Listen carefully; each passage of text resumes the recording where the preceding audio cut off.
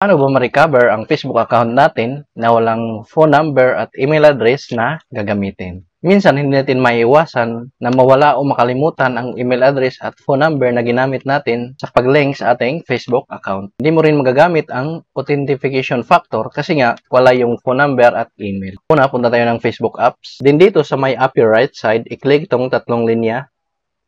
Then scroll down. Click Settings and Privacy. I-click itong Settings. Then scroll down. Then click Security and Login. Then scroll down.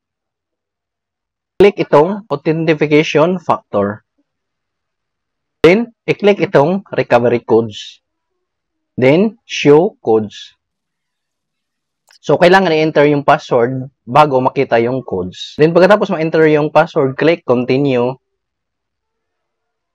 So, ito na yung code na gagamitin natin once nawala yung phone at email address natin. So, mas maganda na isulat mo na lang sa papel para kahit mawala yung cellphone mo, hindi mawala yung code. So, ganun lang kadali.